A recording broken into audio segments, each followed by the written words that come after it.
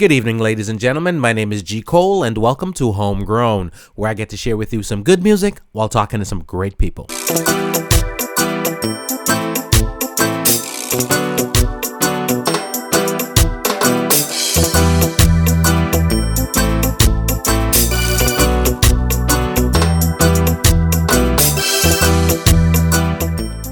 Hello world, I hope you're feeling as good as I am. I want to big up all my homegrown listeners out there and welcome all the new listeners. If you haven't yet subscribed, please do, so we can keep you updated when new material is available. We will be posting new episodes bi-weekly. I want to thank everyone who has been listening and sharing. Please leave us a comment, we'd love to hear from you. Please check out the website homegrownwithgcole.com to listen and for all things homegrown. The podcast is now available on iTunes, Google Play, Stitcher, TuneIn, Spotify, iHeartRadio, and all your podcast platforms. We're also very interactive. Please follow me on Twitter, Instagram, and Facebook at MyGCole. The video of this interview is also available on YouTube. Please subscribe to the Homegrown with G. Cole YouTube channel. This is episode 49.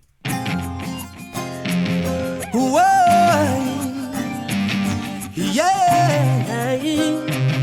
Whoa, whoa, whoa.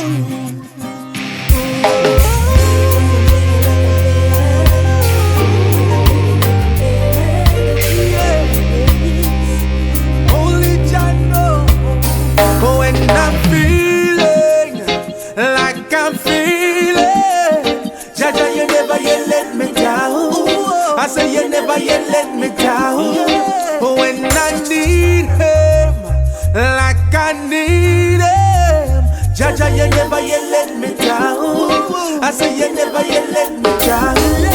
When I'm feeling like I'm feeling, Jaja, you never yet let me down.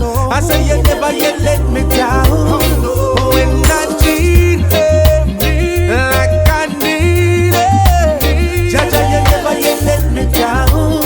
I say you never yet let me down. Whenever things get tough, whenever things get hot, I pull a Moses and head up to the mountains. I fall upon my knees and then I pray non-stop. I send my blessings up, you let your blessings drop. That's what I've always done, what I've always seen, my granny always do. And she taught to me, I'ma teach to mine, my little kings and queens. Whoa, when I'm feeling like I'm feeling, Jaja, you never yet let me down. I say you never yet let me down. When I need him like I need him, Jaja, you never yet let me down. I say you never yet let me down. Another day goes by, another plot revealed. One man a planting farm, one a rob and steal. One have a hard love story, said he needs a meal. Need to feed the kids, correct and know it feel like just giving it up because his faith is sealed. But never place your bets before the deal a deal. You know the hottest fire makes the hardest steel. When I'm feeling like I'm feeling, Jaja, you never yet let me down. I say you never yet let me down. When I need him like I need him, Jaja, you never yet let me down. I say you never yet let me down. Even if I'm breaking inside, he forsaketh me never. No, no, no, no, no, no, no, no. My faith is stronger than pride. Jah is with me forever. Forever and ever and ever and ever.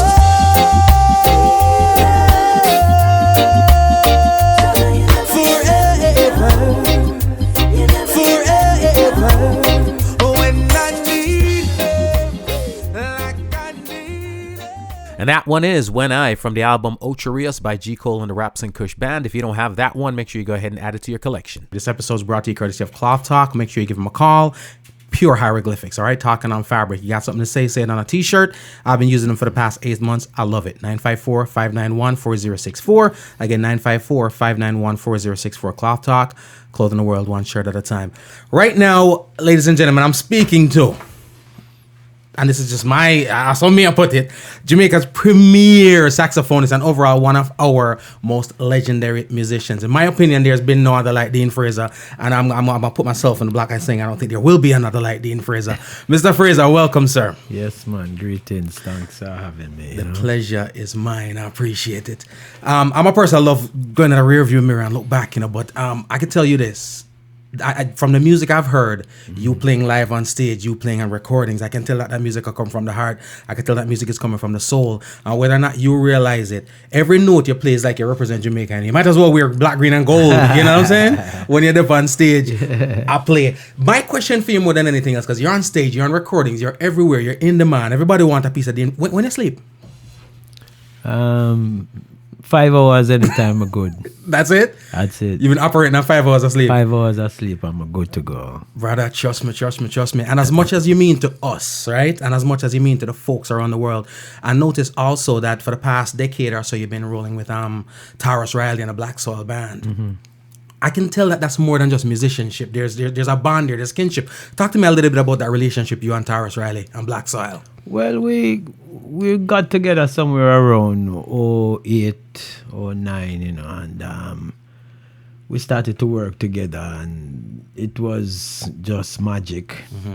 It grew into something special, and so, we as Black Soil, Dean Fraser, Black Soil, the whole group, Tarrus Riley, we try as much as possible to really keep this thing real, keep it like a family, keep it on a certain level that, we think that that's how our music is supposed to be presented. Wow. Wow. And that to me is very important because, again, everybody and their mother doing music nowadays is just that not everybody doing it right, I had Quirk in here a couple of days ago, and Quirk referred to you as the coolest guy on the planet. You know what I'm saying? Not much bothers Dean. I can quote him as a saying. How important is it for premier talents like yourself to actually mentor young and upcoming musicians right about now? Well, it is most important.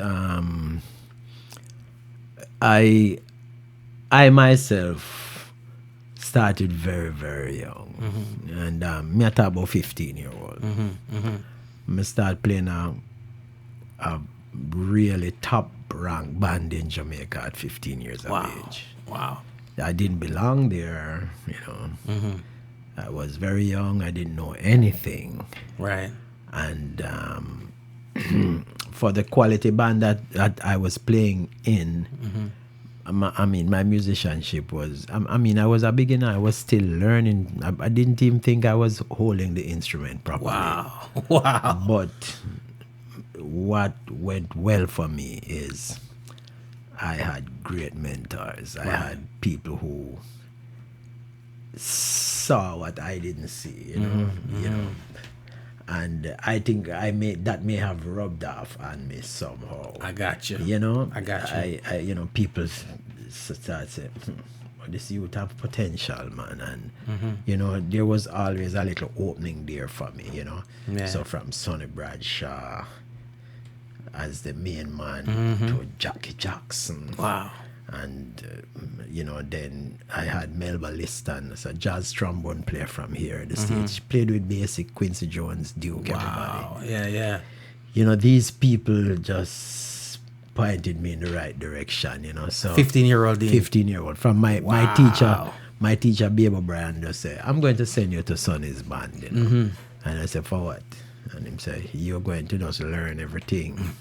Him said, that's a school to go, So, right. With that, I developed this thing where I think that if the youth them want help, I must give them help. Yeah.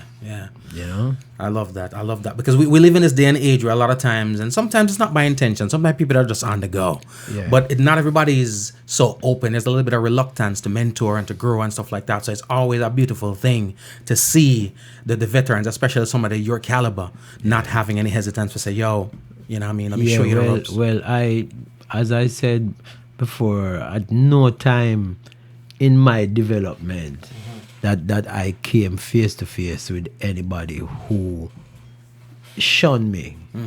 You understand what I say? Yeah. I didn't get, even when I went to the studios for the first time, even though I spent like a whole year just hanging out and trying to learn what was happening, there was always people, Sly Dunbar, Bobby Ellis, Dirty Harry, Tommy McCook, Vingard was always saying, come play upon a song, man. You understand what I'm saying? Yeah. And enough encouragement, and you understand me? I love it, yeah. So it is only fitting for I do the same, you know? Right. So you were brought up that way, so you just I return the blessing. Thank you. I love it. And that band, the Sonny Bradshaw, that's the Sonny Bradshaw 7 that they're talking about. Sonny Bradshaw 7. Wow, talk about legends and legacy. No, I was talking the other night to Inner Circle. Yes. Right? And of course we touch on the legend and the legacy of the legendary Jacob Miller. Yes. You know what I mean? Who was of course there in the presence of your beginning of your career. Yes. Give me a little insight in that relationship with you and Jacob. Well, I don't know what them tell you, but I guess them supposed to tell you say Jacob was Jacob's sidekick. For real? Yes. So in most of my early days of recordings and even as a live musician, I was known as Dean Youth Sax Fraser. See, now is Jacob call me that. Okay. Jacob get the name. Yes. No, well, them used to call me Youth. In a Sonny Bradshaw band. Them call me Youth because me did young. You're the young youth, yeah. But when Jacob come, Jacob say, a Youth Sax him for name, So Jacob called me Youth. So, Jacob and myself was very, very close, I mean, Jacob used to come and pick me up at my yard early morning and say, come. And we go studio, we hang out and, all of the stuff. So, Jacob was really another one. As me tell you, people used to just come and Jacob carried me, yes, and I remember the peace concert. I was the saxophonist with Inner Circle, Wow. Talk about some memories. Yeah, man. Serious things. And amazingly enough, we talk about the legends, we talk about yourself, we talk about Inner Circle, Jacob Miller, Third World, Lloyd Parks, Gregory Isaacs, and so forth. The roots can be traced back to almost the same place, almost the same time. Yeah, man. Kingston seemed like it was like a hotbed for the talent. It was, there was a special breeze blowing. Yeah, at the time. At the time, the music was just fantastic, and none of the musicians tried very hard. Wow. They just have it and Natural believe blessings. in it. Yeah, man. Wow. The thing I noticed a little different, and I don't say, things go on, and right now we have all kind of things that go on socially and so forth, but the climate back then was real, where it can vacillate from being nice and cool and love and harmony, yes, to turmoil, up to us needing a peace concert, so to speak. Right. You know what I mean? But the music that you guys put out at the time was reflective of every time and every era, not glorifying anything negative, Precise, but of course drawing attention to what's going on. Yeah, we used to say, look at this, we used to say, this is what we should do, the artists of that era tried to bring something to the table we call love and peace most of the times, if not all of the time. Wow. And that's what made the music very international so quickly, because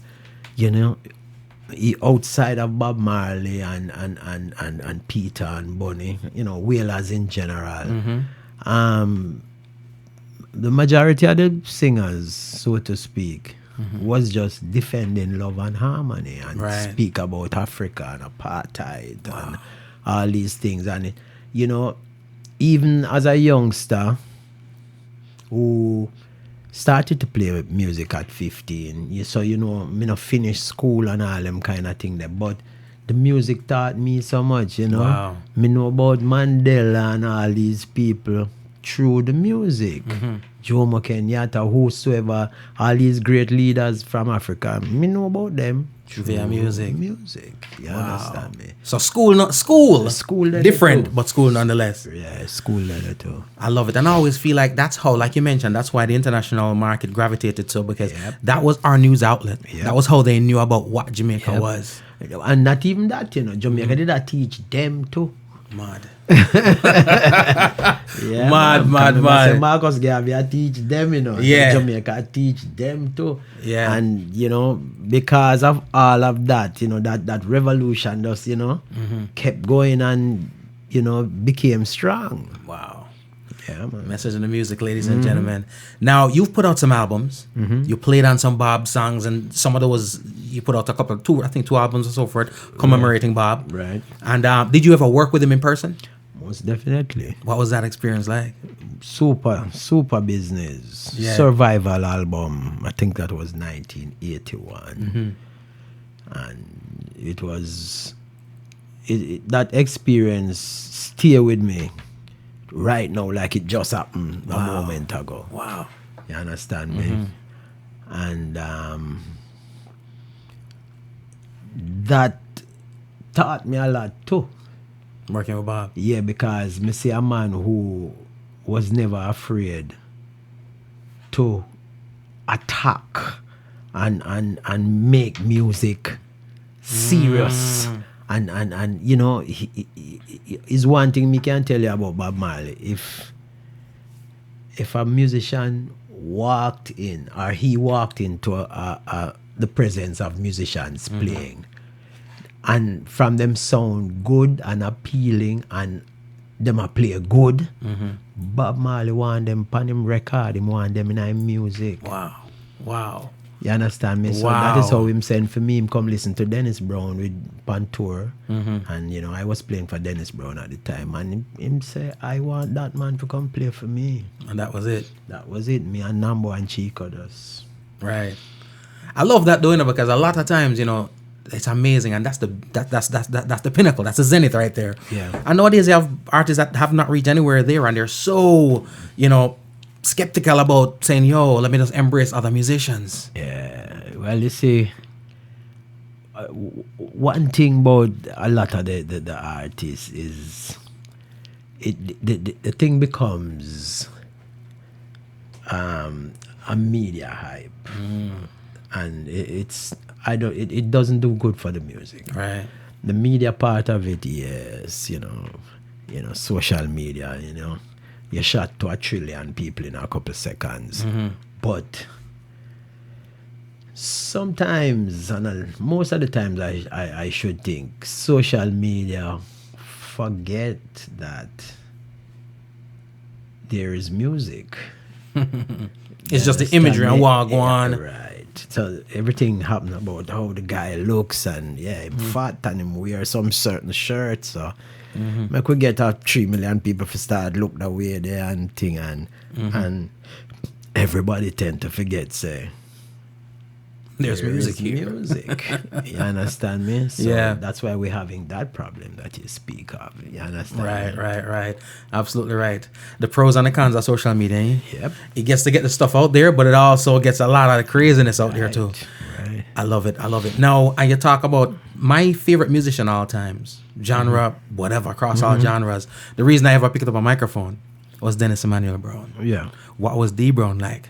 What was working with D Brown like? Working with a man like Dennis Brown was it was so much joy. I don't remember ever, and I worked with D Brown for years. I don't remember ever seeing him in a bad mood. Wow. I reflected the music. Yeah, and he loved the music. You know, him just loved the music. You know, and this is something that, again, that social media, I think, has taken away from a lot of the young artists. A lot of them don't love the music anymore. Right. They love what it brings. Yes, them love how it look and how it feel, and you know what people say about it. But you know, man like Dennis Brown was just living he just and want to sing. Yeah. You know, and he want to sound like a good singer, you know. In the old days, people used to say, boy, I'm sound like a balladeer, and, you know, and stylish and thing. But it made him a great singer, you know, and I don't think till today there are no other singers in Jamaica. Unmatched. And we can't even carry it outside of the country, outside of the genre too. You know, it's amazing the way you described Dennis Brown a while ago, personality-wise. That's how people describe Dean Fraser to me. I kid you not. Every time I talk to somebody who has spent any quality time with Dean, the same thing you said to me a while ago. That's the same thing. Let me ask you this though. You've put out, and you started this even before it became popular, to put out the instrumental albums where the instrument was the lead. Right. You know what I mean? Yes, we did see that with a couple of top 40 acts and so forth, but it was primarily a few, especially in them days, American acts and so forth. What made you decide, say, you know something now, man, this instrument, this sound needs to lead? I don't think that I decided that. I think people just wanted to hear that. And I, roll with it. I just gave them. It's not something that I did just decided that boy, I'm going to do this. Because what I noticed was that when I started to do studio sessions, producers like, E.T., Errol Thompson, Joe Gibbs days, wanted me to do instrumentals. Donovan Jermaine, and then, of course, Philip Borrell, Fatis, so, and then the people of Jamaica like to have that, Jamaica has always had a lead instrumentalist. Wow. Don Drummond, Tommy McCook, Roland, Mr. Sterling, Bobby Ellis, Dizzy Johnny, all of these people were lead instrumentalists. So at some time or the other, it was being done. It was being done. I dig it. Now, you've traveled the country, you've traveled the world, right? You remember this place named Mallard's Beach Hotel? Know what it is? Yes, I do. All right. That's the first time I saw Dean Fraser, right? Okay. You probably never remember. I'm like 8, 9 years old, right? And Dean came through and did a show there. Them time, the stage was probably pretty small, but I'm a little kid, so it was big to me. It, yeah. I'm going to tell you, say, when I left that show, you couldn't tell me, say, me now go play the saxophone too. You know what I'm saying? I never came across a sax. I eventually went to the marching band and I got the trumpet. Right. And tried to turn it into a sax, apparently. Had to be reminded that one, it's not a sax, and two, you're not Dean Fraser. But I tell you, say, it has had that impact on me ever since I'm a youth. So, whether I'm in love with you, just keep doing what you're doing. Again, I've ran into you at various events. This is something that means a lot to me and a lot of people out there. I've run into you quite a few times. And the one thing is this, Dean Fraser always have an aura and a presence where everybody can come up and say, hey, hello. You know what I mean? Yeah. Never too big, never too bold for the fans and so forth. Yeah, man. Well, we learned that, as I say, at an early age. And we learn from a man named Sonny Bradshaw, of course. Big up Sonny Bradshaw. Yes, and him say, musician must behave a certain way, so that they are also respected. He that's the kind of theme that he live by. And as I grow and growing to who I am right now, me just realize if you deal and there are times when you get upset and of course, we're humans, because I've seen him upset right and done some vicious things. But, we're humans, but the thing is, you have to just behave a certain way, and you can't stop people in them tracks if them out they must step out of them way and things. Of course. But of course, when you do that, it is easier to deal with. Right. Be diplomatic. Overall, diplomatic. I love it. I love it. And we need that a lot more in our culture, because I am a firm believer, and as the young artists come on the program and listen, I always say to them, in this day and age, when if Dean Fraser drop an album today, them youth have it from yesterday now. Right. Don't ask me how them get it, but them have it from yesterday. Right. So in this point in time, for somebody to get up and take out them hard-earned money and go pay for the music, is not the music they're buying. No. It's a piece of you. Right. So if they feel reproached by you, then why would they? And why should they? So I'm really dig that, and that's some wise words, and hopefully they're paying attention to that. Now, you're in and around and you're seeing the music is coming your way. How do you feel about the music that's coming out of Jamaica right now? Well, I don't have a problem with the music, I really don't have a problem with the music. I think you have these kids and they are hearing the music a certain way, and they are trying to produce and, come up with music that they think is now. Right. what I have a problem is a lot of the lyrical content you have to be careful of. Because what you say, you have to be responsible for. Word sounds on power. You understand me? That is one. Two, I would really love, and I try to tell most of them, if you decide that you want to be a doctor, you can't become a new doctor. I get you. You understand me? You. So you can't start cut up people and say, That's that's what I me, know. I deal with it now. You Yeah. have to deal with it.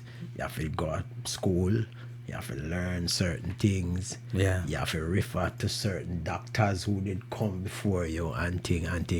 And that's the way they should treat the music. Wow. A man must revisit the music and know where the thing come from, you know, for know where to go. Growth doesn't mean abandoning the principles. No. And you know, people like Tarrus Riley, man, sir, him just come so all of a sudden. But Tarrus Riley is one of those. Chronics is the same thing. Respects the formula. It's one of those, you look on them youth there and you ask them about the music and thing, and them can go way back. Yeah. You understand me? Because them respect where the music a come from.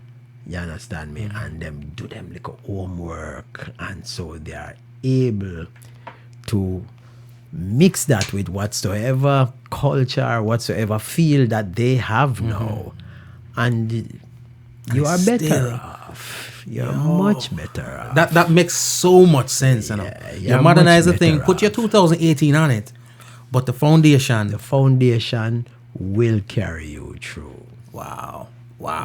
You talk about Tarrus Riley, for example. I was at the show the other day on Pembroke Right. Pines, right? And on my way home, I don't recommend anybody do this, but I was creating a little thing on my way home on my phone. Yeah, it. Because it came to my mind right then and there. I'm saying Barry Hammond, right, is the premier Right. artist to me, quintessential of the past however many years. Right. But my parents' generation won't give him to me, them claim him. Right. You know what I'm saying? So, artist, that get your own. Yes. So my question always is, if Barry Hammond is the standard for, let's say, Generation X, is Tarrus Riley the standard for Generation Next? I feel so. You understand what I'm saying? I understand, yes. There's a lot, especially after watching that, and I have seen him guys before, but Yeah. after sitting back and watching that show, I wasn't in the front like everybody else, like I normally am. Right. I was at the side, I was at the back, I was analyzing, I was seeing the whole nine, Right. and I'm saying to myself, wow. The last 5 shows I went to was Lionel Richie, it was CeeLo Green, it was Right. Sade, it was John Legend, it was this Right. and Janet Jackson, and this was right up there with all of them. Right. That you don't see. Right. And you have to remember that kind of intimacy is straight up his street. He has total control of that. Seeing from I see him walk on the stage in the evening, I know say people are going to be like, wow. Yeah. Because it's straight up his street. Yeah. And this is what I'm talking about. When I was a kid, even though I was playing in a band, I used to go to Carib Theatre to watch these Christmas morning concerts and all that. But when I go and I see John Holt, I am like, wow. When I go and I see Tommy McCook and the Supersonics, even though, you know, me just a play the instrument, but when me see how the man them deal with the stage, you know, me just, Mesmerizing. yes, and I was even telling Frankie Campbell from Fab Five the other day. Me tell him, say, boy, when me go Carib, and me see them lead out 3 blind man and Frankie and Steve Golden come out and Junior. Yeah. And them start play Killing Me Softly. Crazy. And me just sit down there and me think after the show done, me sure everybody walk out of the theater left me because my head just swell big and me just couldn't understand. Said the man them could have made the music sound so good and so Right. different, you know. And this is what me really, a man thinks that through him a DJ, in music must substandard. Yeah. Man, the music must, right up there, not because him is a DJ or him thinks boy him is a dancehall, I can't think. You see what happened with the foreign dancehall songs? That the music is approached from a different angle. Them playing the same dancehall, them try to change the name, them try to do all kind of something things. else, yeah. You understand? Them call it different things and things, but it's Same our dancehall. music same way. But you see how them approach it is not anything where you just do something. Yeah. Man, I like that track. It's properly done. Yeah, man. You can put music to it and it can be great. Makes it commercially viable that way. Yes, man, it can be. You mentioned even Fab Five again. I'm just jogging on my Dean Fraser memories. There's a Oatress Ballground. You know Oatress Ballground. Yes, I know it well. Yes, and I lived right across Buckfield, Mansfield. I know it very well. Yeah. There was a show. It was Christmas time too. Christmas tree kind of vibe, and there are a couple of big acts. We won't name the names. A couple of big acts on there, and what I mean, there are people there. Couple hundred people. And then Fab Five went on. Same Fab Five went on. Yeah. I mean, I watched the show. And within minutes, I'm going to tell you, I'm in a sea of people. Right. And these are the other big acts are acts where all over. You see on JVC TV, you see all over. But when Fab Five crank up and give you that music, I had to wait until the crowd dissipated just to get out of the venue. Right. And that feeling, I don't get that much no more. Right. So, and this is all I'm saying. This is all I'm saying. I'm just saying, youth, we can't take nothing from you, seeing, because the stage that you are right now, we were at that same stage years ago, and the older people say, "What them boy are doing?" And them think that, but let's look at something simple right now. If you go into a party in Jamaica, and them say oldies, what happens? The music goes straight to the 60s. Right. And that happened in 1970. It happened in 1980. It happened in 1990. And it happening in the 2000 right now. Yeah. See, you're gone like 4 or 5 decades of music. But the minute I man say oldies, it goes straight to back the to the 60s. I never thought of it. Right. It just got to scare rock steady. Maybe it goes 69, 70. Just maybe. Right? I mean, you have the big parties that them call 70s, 80s, 90s now. Right? But still, the majority of the music go straight to the 60s. If it ain't broke. The foundation. And you're absolutely right, because there's nothing you do in this world right about now today that you don't have to rely on the foundation for getting it right. Right. So you want to look on dancehall 30 years time. A man just roll out dancehall as the oldies, because it was a certain kind of music that people had to respect and people want to remember. That's legacy, though. Yes. People don't realize your legacy is not what you do; it's what people are going to say about what you do. Man. And trust me when I say we need to put some work into that. Now, a musician like yourself, I always wonder this. Right now, I see some quality musicians coming out. Let's say Edna Mande. Yes. Alpha, when it was in its heyday, put out some musicians, and there are other musicians that are self-taught that are really, really good. Yes. Right now, when we look at the music, I'm going to say, all right, well, Dean Fraser, them have the thing away with comfortable. If you guys decide tomorrow, say, yeah, hear me, vacation time, and not call me, we'll call you. Right. How do you feel about the young crop of musicians right now? You think we're in good hands? We're in good hands. Yeah? Yeah. And my only glitch is, as I said before, the youth them dead and everything. My only glitch is that for instance, me, I would take all my pay and buy Studio One records. I mean, all my pay. You see how some man get them pay and drink. Yeah. And when them done drink, them pay done. Gone. Well, when me used to go into the record shop, when me come out, my pay done. You understand me? Yep. But then you have to remember that I didn't have internet and all of this. So I had to get hard copies of everything. I used to buy these records and just sit down for hours. Wow. And just listen for hours. And then you know, those liner notes at the back of the records. Yeah, we used to, me study it like a history book, you know. Wow. Me have to say, Who write what? Who produce who what? do this? Yeah. Okay, Gambler off. Okay, Van McCoy. Okay, Linda Creed. Right. And, you know, me used to say Tom Bell and Linda Creed. I didn't even know Tom Bell was Jamaican. You understand me? Wow. And, you know. But his name popped up on all these records. Yeah, and Dozier, and then, you know, you would see people like Smokey Robinson name popping up and all of that, you know. So, you know, you would just study these liner notes, and then when you look, next album come out, then you say, oh, you know, yes, this guy, Anthony Jackson on bass, so it's early on playing drums, Richard T on keyboards, and that's where you studied and learned everything. So I spent all my money. Right. So and it was beneficial. Right, but this is what now I would love a lot of these little young instrumentalists. I want them to go to their internet. You must recognize when a Studio One song a play from when a Duke Reed song a play. Yeah. You understand me?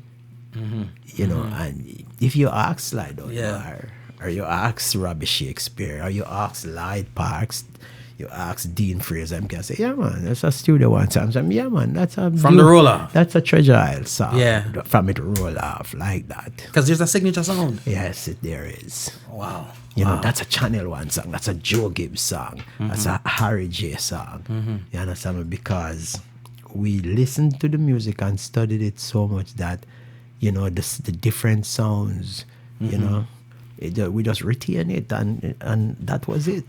Technology kind of steals some of that too, you know, because I'll tell you this too. It's like for me, when I used to consume music, I buy a lot of CDs. It was like that too, where I get my first job at NCB. Right. And, you know, I wasn't paying mortgage or nothing. So every month when I got paid, the CD guy would come by the bank. Right. And we buy this, we buy that. So we can always see liner notes.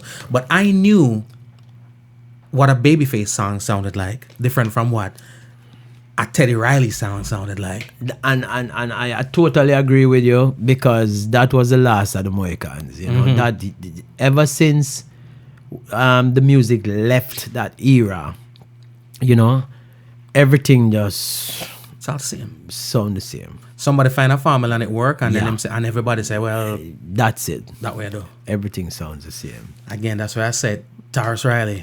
I'm claiming him. You know what I mean? Pops on the Woodberries. I claim him too, but since I don't want to give him up.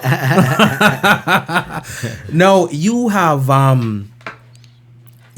nice relationship with the South Florida community. So I figure you're very qualified to answer this right here. Yeah. We have so much talent here. We got plaques on the walls. We got Grammys on the mantelpieces. Some of the most talented musicians, artists, singers, and whatnot. Why is it that we struggle to break artists in South Florida? Sometimes artists have a left and them thing there. What's the struggle? I think it's a kind of a mindset, you know. People tend to think that if the artists don't go to Jamaica and touch And the roots, the artists just don't make it. It's weird. It's sometimes you wonder, but that's the way it goes. The people really think that if you don't rub your hands in that Jamaican soil, you're not. It's not real. It's not real. You know, I mean, me wonder sometimes, because I've come across very good singers and musicians, not only in South Florida, but in New York City, you know, Philadelphia, all about. But the people like when you come dip your foot in the water at Jamaica. Yeah. Them love it. You give it a level of authenticity. You just can't get right there, so. See, Mr. Riley that you claim. We clear him. But at Jamaica, him come dip him foot in the water. And others have had to do it. And I'm like, yo, you know, don't get me wrong. It ain't enough. So I mean, for those people listening, you think, well, I'm just go back to Jamaica. No. That's the one thing, though, I observe with the ones that do it and do it well, especially from this generation. Right. Don't take it for granted that they do the work, you know. Yeah. Them do the work. I've observed Tarrus over the course of the years. Yeah. that brother them. Yeah, he works hard. He Trust me. does the work. Yeah, man. And I sit and I realize when I was, they're probably looking at me a little strange backstage because, you know, so everybody watched the show. Yeah. I was kind of like studying some other things because I had all intentions to sit down with him too. Right. You know, and I'm watching and I'm observing, like, it's natural connection, but it's also, you can tell it's worked on.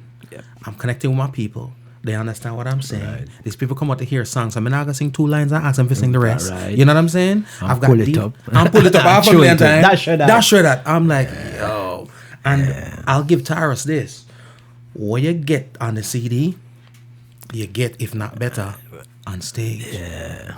So- Because we practice a thing called when we play, right, we play a cut above the CD. It shows. Yeah. It shows. One level above what we recorded because we can reproduce it. I love it. I love it. We need more of that, Dean. We need more of that. And we need to put the Dean Fraser Institution, and we have the artists that must come through. You make them know what we're going, because we really do need it. Now, when it comes to the music also, I do realize that there's a difference with how things are accepted here versus Jamaica versus like Europe, right? Where in the world is your favorite place to play? I would say Europe, you know. Yeah? Yeah. Europe seemed to like when you dip your foot in the water at Jamaica. Yeah. Them like the music coming that way. Right. They I think they well, music has always, I mean, Europe has always recognized roots music. Yes. Jazz. Right? None of these jazz musicians in America, they'll die of hunger here. But the have to go Europeans love them, Yeah. you know, love them bad. And Africa now is just That's the budding spot right now for us. greatest thing. What? Wow. We have gone to Africa twice in the past 2 months. Whoa. And we're heading there Wow. again before the year finish. And we're not talking about going there for the one show. It's one show we're gonna go You do. fly to go to one show and come back. Fly, go to one show and come back. But listen to me. Wow. Boy, your heart full, boss. You know, the people just, you know, them not let you go. Them just own you and own your music. Wow. It's beautiful, trust me. Wow. Whatever you have in your mind, say it's supposed to be, that's exactly what it is. Yes, it's beautiful. I dig it. Ladies and gentlemen, we got to appreciate the music. We appreciate the culture, because what I get from it is, as I see the people in Europe, the easiest way to break it down pretty much is, I feel like that audience loves music. Right. I feel like our audience love artists. Yes. You know what I'm saying? Yes. So if you have a hit and a name, or else it's just tolerate them or tolerate it. Right. But in Europe, if you sound good And you play good, and you play good, them love it. bring it on. Seeing? Bring it on. I love it. Now, time's of the essence. I'm gonna let you get out of here. Let me ask you this: when it comes to the music that's going out there right now, right? Jamaica is pumping it out. Europe is pumping it out. America is pumping it out. But it's reggae music nonetheless. Right. Some people have a gripe with it. I personally feel like, say, boy, if you hear music that come from way across, so it opens up a market for the original to go. How do you feel about, other markets popping up? Like you mentioned, Africa, there's California, out the West Coast. We have one thing to say about that. We have always said our music is international. I'm done. I hate that, right? I hate that. If you wanted it to be in your backyard, you should keep it in your backyard. Thank you. Mr. Fraser. I dig it. What you got coming up? Where the people them can look out for you? We're coming straight with Tarrus Riley. This new album is amazing. It's different. It's hardcore. It's roots. Wow. It's making statements.